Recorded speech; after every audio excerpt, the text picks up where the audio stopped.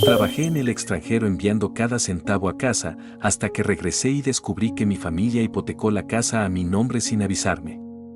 Creía que mis sacrificios construían estabilidad.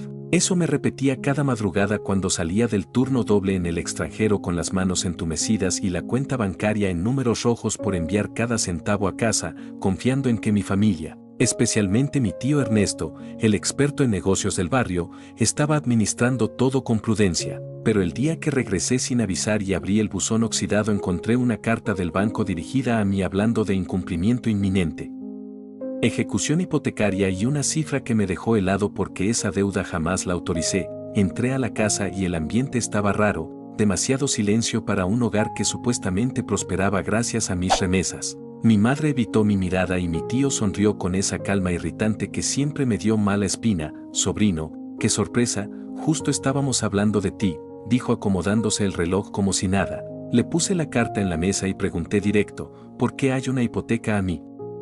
Nombre por una cantidad que jamás firmé. Él soltó una risa breve. Inversión estratégica, necesitábamos liquidez rápida, tu firma estaba autorizada, somos familia. Sentí la rabia subir, pero respiré. Perder el control era lo que él esperaba. Pedí ver los documentos y cuando vi la copia del contrato, mi firma estaba ahí, casi perfecta, con el mismo trazo torcido en la R que siempre me sale cuando estoy cansado. Alguien la había practicado. Eso es falsificación, dije, y mi tío cambió el tono. Baja la voz, yo asumí el riesgo por todos. Cuando esto explote en ganancias me agradecerás. Entendí en ese instante que no era un error ni un malentendido. Era una apuesta arriesgada hecha con mi identidad como ficha principal, y lo peor no era solo la deuda, era la traición fría y calculada. No denunciaré de inmediato, pensé mientras fingía aceptar su explicación.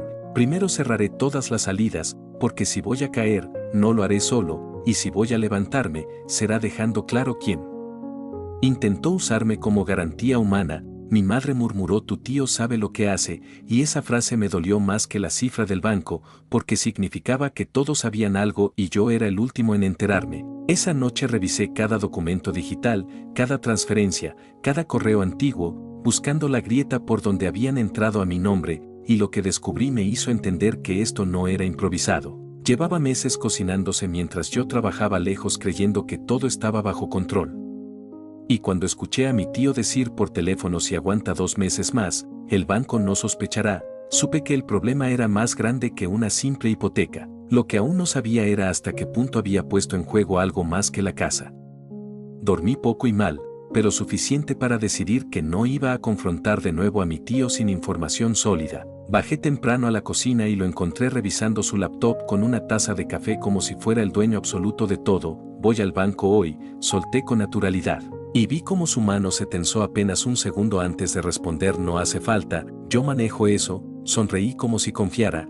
Quiero entender en qué invertiste mi nombre. El silencio fue incómodo. Mi madre fingía lavar platos que ya estaban limpios, y mi tío cambió de estrategia. Fue una oportunidad en bienes raíces, preventa de terrenos industriales, alta rentabilidad. Lo escuché sin interrumpir mientras grababa el audio desde el celular en mi bolsillo. En el banco pedí copia certificada del contrato y detalles de la solicitud. La ejecutiva me miró raro cuando mencioné posible falsificación. La firma coincide con la registrada y hubo verificación telefónica. Esa frase me heló. ¿Verificación con quién?, pregunté. Con el titular, respondió segura. Salí con una copia del número desde el cual supuestamente confirmé la operación, y cuando lo revisé, era una línea prepago a mi nombre activada meses atrás. Sentí rabia, pero también un respeto frío por la planificación de mi tío. No fue improvisado, compró tiempo, documentos y hasta mi voz si hacía falta. Cometí mi primer error esa tarde cuando lo encaré demasiado pronto. Activaste un número a mi nombre, le dije sin rodeos, y él no negó nada. Solo se inclinó hacia mí y susurró, ten cuidado con lo que acusas, también puedo decir que tú autorizaste todo y ahora quieres echarte atrás. Entendí que estaba dispuesto a hundirme si eso lo salvaba. Esa noche revisé mi correo antiguo y encontré intentos de acceso desde una IP local semanas antes de la firma. Alguien había preparado el terreno digital y aunque parte de mí quería ir directo a la policía, otra parte sabía que si lo hacía sin blindarme, él tendría tiempo de mover activos y declararse víctima de mi cambio de opinión, así que decidí algo que me dio asco pero era necesario, fingir que aceptaba el plan y pedir detalles de la inversión para involucrarme más. Cuando me respondió eso me gusta, sangre empresarial, supe que estaba confiado, demasiado confiado, y esa confianza sería la cuerda que él mismo estaba ajustando alrededor de su cuello, aunque aún no imaginaba que encontraría al seguir el rastro del dinero. Acepté su invitación a conocer el proyecto con una sonrisa que me costó sostener y 2 días después estábamos en su auto camino a las afueras de la ciudad, donde según él se levantaría un parque industrial que multiplicaría el valor de la inversión. El terreno era poco más que polvo y estacas mal clavadas, aquí habrá bodegas, aquí oficinas, decía señalando el vacío con entusiasmo teatral, y aunque mi estómago se encogía, mantuve el papel de sobrino interesado. ¿Quién más invirtió?, pregunté. Unos socios estratégicos, respondió sin nombres. Tomé fotos discretas, grabé conversaciones y, en un descuido, fotografié un contrato sobre el asiento trasero con el nombre de una empresa que no reconocí. Esa misma tarde la busqué en el registro mercantil y encontré algo que me hizo apretar los dientes. Estaba constituida hacía apenas 3 meses y el representante legal era un amigo cercano de mi tío con antecedentes por fraude menor. Cuando lo confronté de forma casual, oye, esta empresa es nueva, no es riesgoso, su sonrisa se tensó. Los grandes negocios siempre parecen riesgosos para los mediocres. Ahí entendí que su rabia se activaba cuando cuestionaban su supuesta genialidad.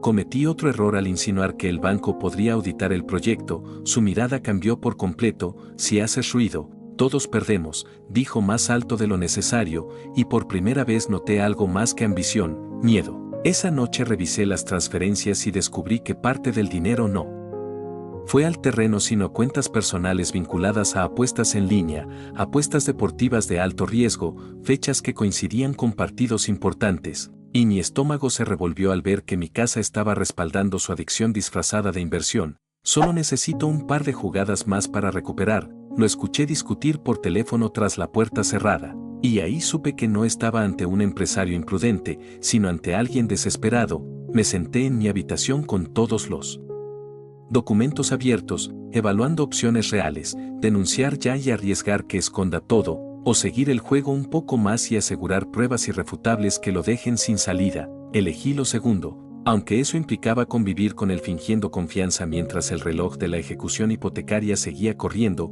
y si calculaba mal, no solo perdería la casa, también mi credibilidad ante el banco. Lo que aún no sabía era que él ya empezaba a sospechar que yo no era tan ingenuo como aparentaba. La sospecha en sus ojos apareció en detalles pequeños. Dejó de hablar por teléfono cerca de mí, empezó a bloquear su laptop con más frecuencia y una noche incluso cambió la cerradura del estudio por seguridad, lo que confirmó que algo se movía bajo la superficie. Decidí acelerar el plan y pedí una reunión formal con él y mi madre en la sala. Quiero ver los estados financieros completos del proyecto, dije con tono firme pero calmado. Mi madre suspiró como si yo estuviera exagerando y él soltó una risa seca. Desde cuando sabes de balances, desde que mi nombre está hipotecado, respondí sin subir la voz. Trajo unos documentos impresos claramente preparados para impresionar, gráficos inflados, proyecciones optimistas, pero cuando señalé inconsistencias en fechas y montos, su paciencia se quebró. ¿Estás insinuando que te estoy robando? Golpeó la mesa, y por un segundo temí haber ido demasiado lejos. Mantuve la mirada, aunque por dentro dudaba si estaba presionando antes de tener todo atado. Solo quiero transparencia, repetí, y él se inclinó hacia mí, bajando el tono a algo más venenoso. Recuerda que tú estabas fuera, yo mantuve esta casa viva. Esa frase casi me hizo perder la compostura, porque era cierto que no estuve presente, y parte de mí se preguntó si había delegado demasiado por comodidad. Cometí un error estratégico al mencionar que el banco tenía derecho a revisar el destino de los fondos, porque vi cómo su mente empezaba a calcular contramedidas.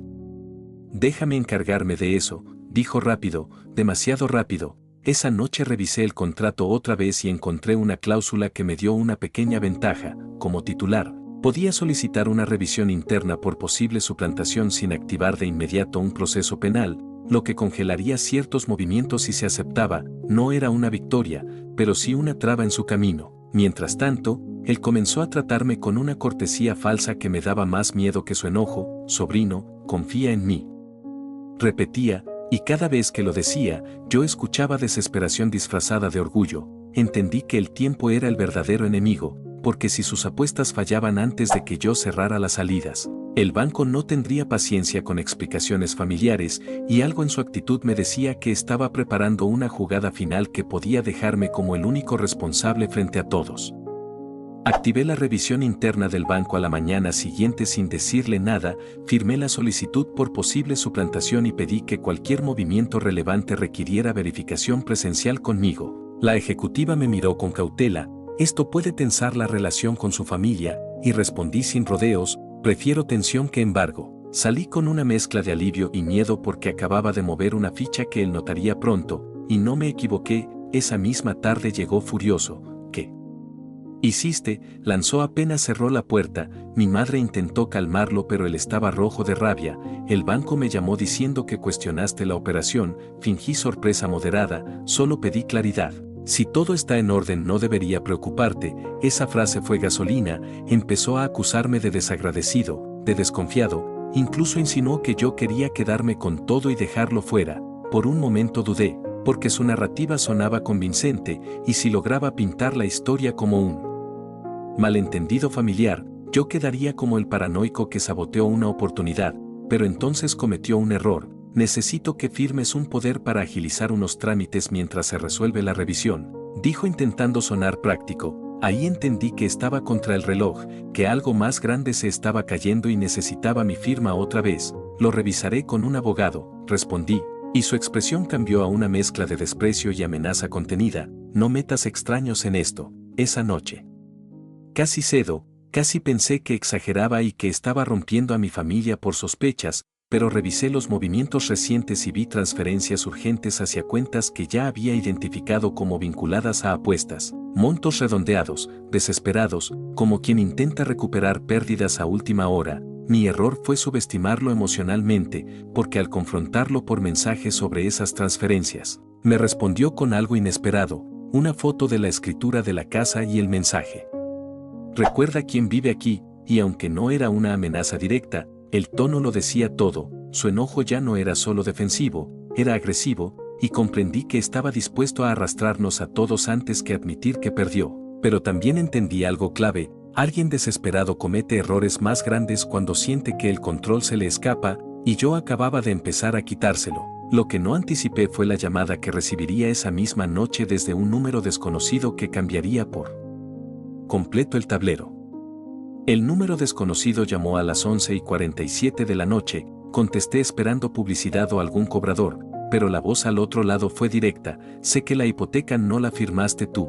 Me quedé en silencio unos segundos, evaluando si era una trampa. ¿Quién habla?, pregunté. Alguien que también confió en Ernesto, respondió, y sentí un golpe seco en el estómago. Quedamos en vernos en una cafetería discreta al día siguiente y casi canceló por miedo a estar cayendo en una jugada de mi tío, pero fui igual.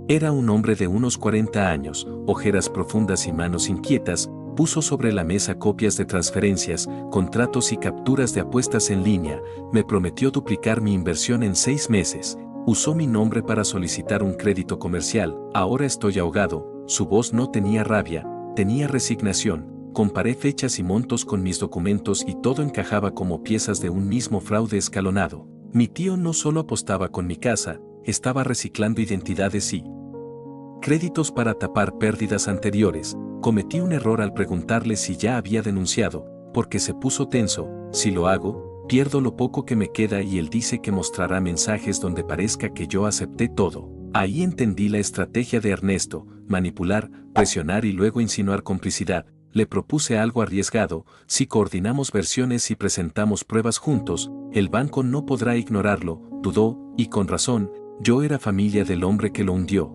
Regresé a casa con más información, pero también con más peso en los hombros, porque ahora no solo defendía mi casa, había otras víctimas. Al entrar, escuché a mi tío discutir por teléfono: dame una semana más, lo tengo bajo control. Su tono ya no era arrogante, era suplicante. Me miró al verme pasar y forzó una sonrisa. Todo se arreglará, dijo, y por primera vez noté sudor en su frente. Esa noche revisé cada documento otra vez y cometí un descuido grave. Dejé mi laptop abierta con varias pruebas visibles cuando bajé por agua, y al volver, la pantalla estaba cerrada. No tenía forma de saber si él había visto algo, pero su mirada al día siguiente era distinta, más fría, más calculadora, como si hubiera decidido dejar de reaccionar y empezar a atacar, y cuando recibí un mensaje suyo diciendo tenemos que hablar ahora, solos, supe que la confrontación que intenté postergar estaba a punto de estallar de una forma que no podría controlar del todo.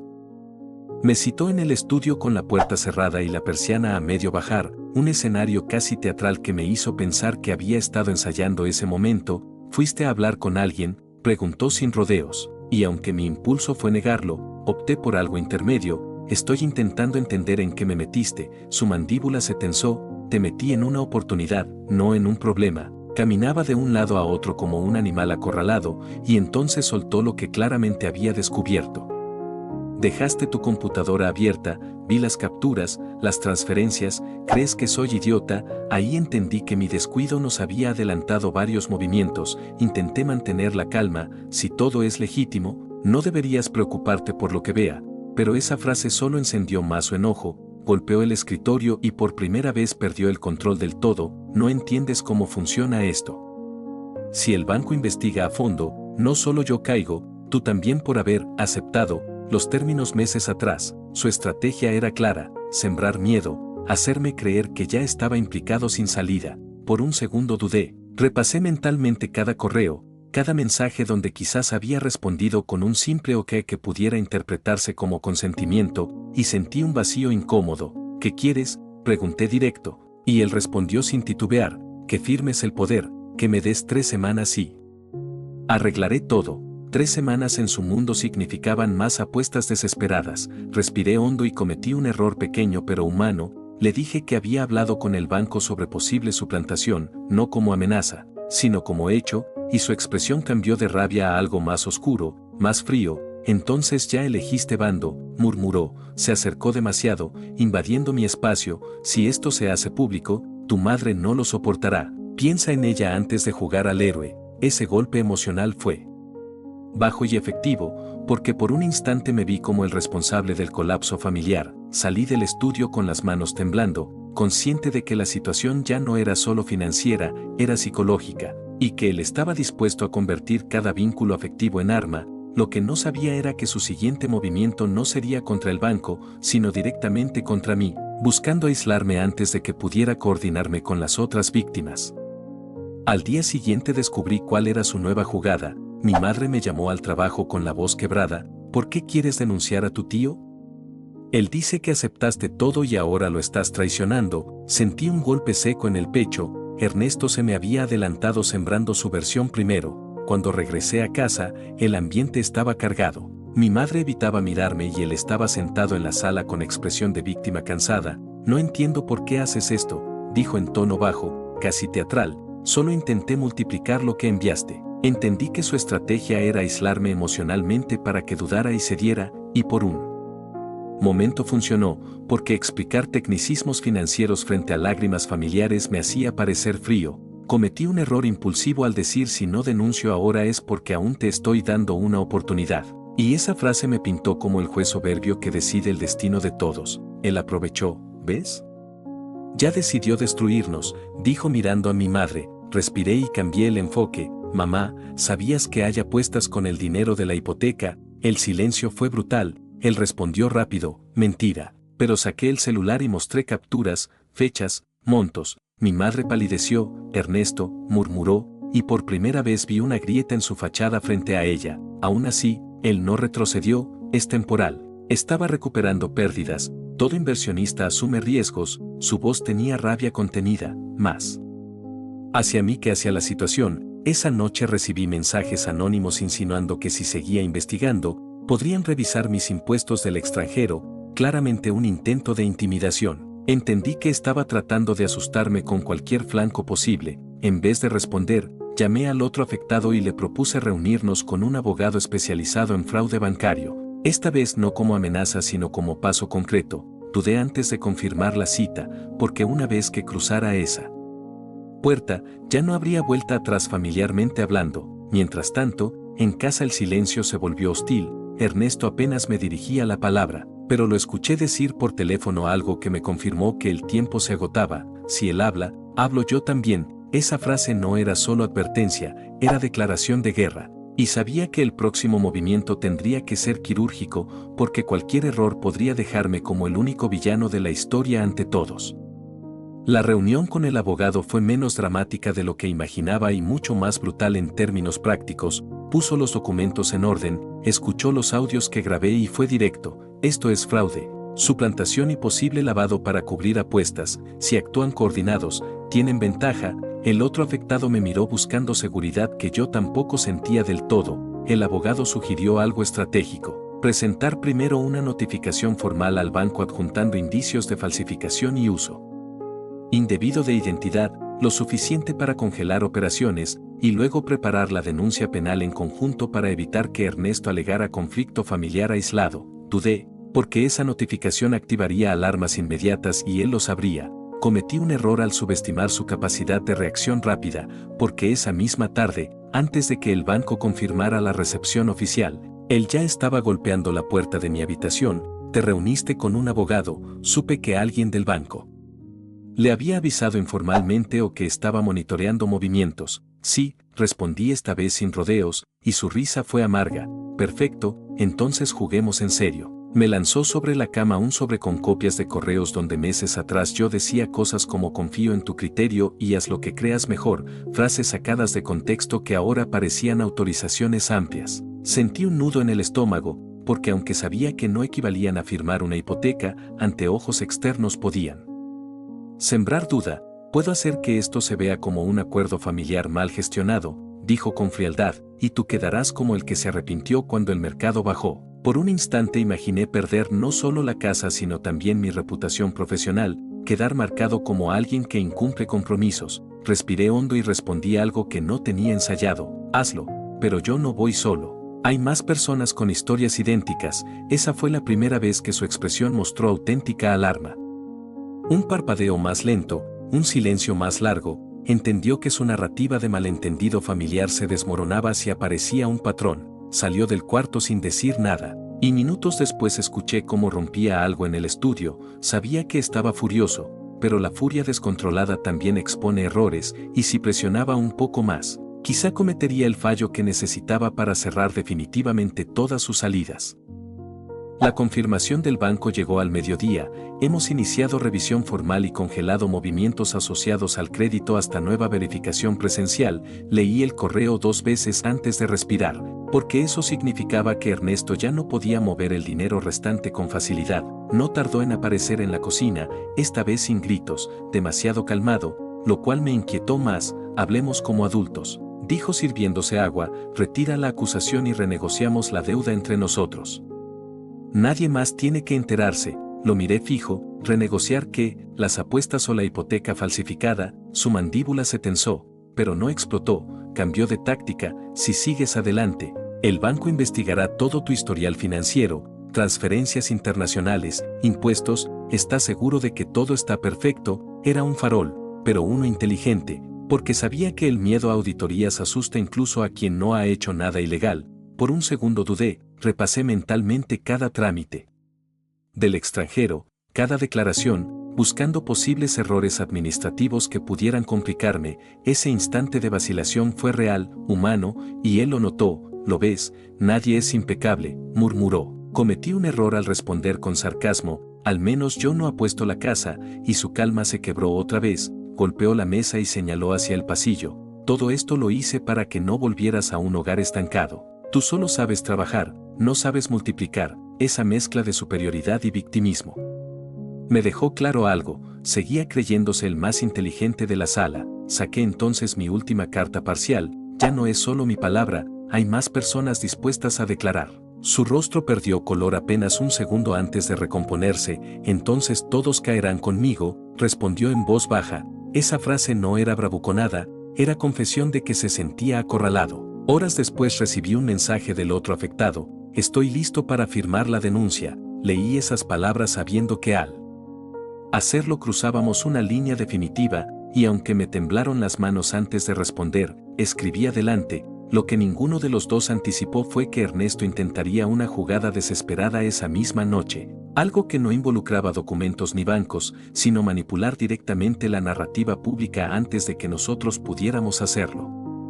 Esa noche entendí su jugada cuando mi teléfono empezó a vibrar sin parar con mensajes de familiares y conocidos. Es cierto que demandarás a tu propio tío por una mala inversión, qué frío te volviste. Incluso un primo publicó en redes algo ambiguo sobre la traición de quienes olvidan quién los apoyó. Ernesto se me adelantó construyendo la narrativa de sobrino ingrato que arruina a la familia por ambición, y por un instante sentí que el suelo se movía bajo mis pies, porque la presión social pesa más que cualquier cláusula bancaria. Bajé a la sala y lo encontré sentado con el celular en la mano, tranquilo, casi satisfecho. No todo se decide en tribunales, dijo sin mirarme. A veces se decide en reputación. Cometí un error al responderle en voz alta delante de mi madre. Publica también cuánto perdiste en apuestas, y ella me miró horrorizada como si yo estuviera inventando algo cruel. Ernesto aprovechó. ¿Ves hasta dónde llega?, dijo con tono herido. Respiré hondo, entendiendo que si reaccionaba impulsivamente solo reforzaría su versión. Subí a mi habitación y llamé al abogado, quien fue directo. No respondas emocionalmente, prepara un comunicado breve y factual, sin acusaciones, solo datos verificables. Dudé, porque exponer públicamente parte del problema significaba romper la última ilusión de privacidad familiar, pero si no lo hacía, él moldearía la historia a su favor. Escribí un mensaje claro para el grupo familiar: existe una hipoteca a mi nombre, que no firmé. El banco abrió revisión formal. Hay otras personas afectadas. Estoy buscando solución legal, no conflicto personal. Enviarlo fue más difícil que activar la denuncia. Minutos después, el silencio en el chat fue absoluto, y luego comenzaron las preguntas, no ataques, preguntas. Bajé y vi a Ernesto revisando su celular con el ceño fruncido, ya no tan seguro. Esto no te salvará, murmuró. Lo miré y respondí con calma que me sorprendió incluso a mí. No busco salvarme solo. Su rabia volvió, pero ahora mezclada con algo nuevo, aislamiento. Sin embargo, sabía que aún podía intentar algo más extremo, porque cuando alguien pierde el control de la narrativa y del dinero al mismo tiempo, suele arriesgarlo todo en un último movimiento que no siempre es racional. El movimiento extremo llegó más rápido de lo que esperaba. A la mañana siguiente recibí una notificación del banco solicitando mi presencia urgente porque alguien había intentado retirar una suma considerable alegando confusión en la revisión, y aunque la operación fue bloqueada por la alerta activa, el intento confirmaba que Ernesto estaba tratando de vaciar lo que quedaba antes de que todo colapsara. Fui directo a la sucursal y pedí hablar con el gerente. Expliqué el conflicto, mostré las pruebas adicionales y exigí que cualquier gestión futura requiriera mi presencia física y verificación biométrica. El gerente asintió con gravedad: señor, su caso ya está escalado internamente. Al salir, recibí una llamada del otro afectado, nervioso. Me ofreció devolverme partes si retiro todo. Eso encajaba con el patrón: dividirnos, romper el frente común. Cometí un error al decirle de inmediato que no aceptara. Soné autoritario y casi lo pierdo. Tuve que corregirme: decide lo que te convenga, pero piensa en lo que pasará después. Esa pausa honesta funcionó. No quiero seguir huyendo, respondió finalmente. Cuando regresé a casa, Ernesto me esperaba de pie, sin disimular la furia. ¿Bloqueaste el retiro? No era pregunta. Lo miré directo. Bloqueé el fraude. Dio un paso hacia mí y por un segundo pensé que la discusión pasaría a algo físico, pero se contuvo, tal vez consciente de que cualquier escena podría volverse en su contra. Arruinaste la única salida, dijo con voz rota, y por primera vez no sonó arrogante sino derrotado. Aún así, no bajé la guardia, porque la derrota puede transformarse en venganza. Esa noche, mientras revisaba por última vez todos los documentos antes de presentar formalmente la denuncia conjunta, entendí que ya no había marcha atrás, que la familia como la conocía iba a cambiar para siempre, y aunque me dolía, también sabía que permitir el abuso por miedo al conflicto solo habría prolongado el desastre. Cuando el abogado envió el borrador final de la denuncia para nuestra aprobación, sentí una mezcla de temor y determinación, porque al firmarlo no solo estaba defendiendo mi casa, estaba marcando el límite que debía haber trazado desde el inicio. Lo que aún quedaba por ver era cómo reaccionaría Ernesto cuando entendiera que esta vez no era una amenaza, sino el cierre definitivo de todas sus salidas. Firmamos la denuncia esa misma tarde y el abogado la presentó con todas las pruebas organizadas: contratos, registros de llamadas, transferencias hacia plataformas de apuestas, testimonios cruzados. Cuando regresé a casa, el ambiente era denso. Mi madre estaba sentada en silencio y Ernesto en el estudio con la puerta abierta, como si ya no le importara ocultar nada. Así que lo hiciste, dijo sin levantar la vista. Asentí, sin discursos largos. Sí, esperaba gritos, amenazas, pero lo que recibí fue algo más inquietante, una risa baja y cansada. ¿Crees que esto es justicia? Pero es venganza disfrazada. Por un segundo dudé, porque nadie quiere verse como el villano de su propia familia, pero respondí claro. La justicia empieza cuando alguien dice basta. Cometí un pequeño error al añadir pudiste detenerte, porque eso abrió la puerta a su última explosión. No entiendes lo que es sostener todo cuando nadie más arriesga, gritó. Y por primera vez mi madre intervino, no para defenderlo, sino para preguntarle en voz temblorosa, ¿apostaste la casa? El silencio que siguió fue más fuerte que cualquier confesión. Ernesto no respondió directamente, solo bajó la mirada. Y esa ausencia de negación fue suficiente. Días después, el banco confirmó por escrito que la firma presentaba inconsistencias bajo peritaje preliminar y que el proceso quedaba suspendido hasta resolución judicial. No era el final, pero sí una protección inmediata. Algunos familiares dejaron de hablarme. Otros comenzaron a enviar mensajes privados diciendo que sospechaban algo similar. La narrativa pública empezó a cambiar lentamente. Ya no era el sobrino ingrato, sino alguien que reaccionó ante algo grave. Ernesto, aislado y cada vez más irritable, intentó una última vez convencerme en privado, retira la denuncia y asumimos la deuda juntos. Lo miré con cansancio más que con rabia. La deuda no es solo financiera. Su enojo se transformó en algo que no había visto antes, miedo real a enfrentar consecuencias externas, no familiares, y aunque sabía que el proceso sería largo, por primera vez sentí que el control del tablero no estaba en sus manos. Las semanas siguientes fueron tensas pero claras. El banco formalizó la suspensión del proceso de ejecución mientras avanzaba la investigación. El peritaje caligráfico confirmó indicios sólidos de falsificación y la denuncia conjunta tomó fuerza al aparecer una tercera persona con un patrón casi idéntico. Ernesto fue citado a declarar y volvió esa tarde con el rostro desencajado. Ya no había arrogancia ni discursos de visionario, solo cansancio y rabia contenida. Esto pudo resolverse en casa, murmuró al cruzarse conmigo, y por primera vez no sentí miedo, solo una tristeza fría por lo que decidió ser. Cometí un último error emocional cuando intenté tener una conversación civilizada para cerrar el tema. Aún puedes asumir responsabilidad y facilitar todo, le dije, pero él respondió con algo que confirmó que no entendía el límite. Asumir responsabilidades para los que pierden. Yo solo tuve mala suerte. Ahí supe que no habría reflexión real de su parte. Días después, el banco me notificó oficialmente que la hipoteca quedaba anulada por vicio en el consentimiento y posible fraude, sujeto al resultado judicial, pero con efecto inmediato sobre mi responsabilidad directa. Leí esa línea varias veces antes de permitir que el alivio me alcanzara. En casa, el silencio era distinto, no de tensión sino de consecuencia. Mi madre apenas hablaba con él y algunos familiares ya no lo defendían públicamente. Ernesto evitaba mirarme y aunque parte de mí quería una disculpa, entendí que no siempre llega. No fue una victoria celebrada con euforia, fue más bien un cierre firme, un límite marcado con claridad. Perdí cierta imagen idealizada de familia, gané algo más valioso, control sobre mi propio nombre. Esa noche, mientras revisaba el correo y veía confirmaciones legales, entendí que si no hubiera enfrentado el problema, probablemente estaría pagando una deuda que jamás contraje. Y aunque el proceso judicial seguiría su curso, la casa ya no estaba en riesgo inmediato, y él, por primera vez, no tenía más fichas ocultas que mover.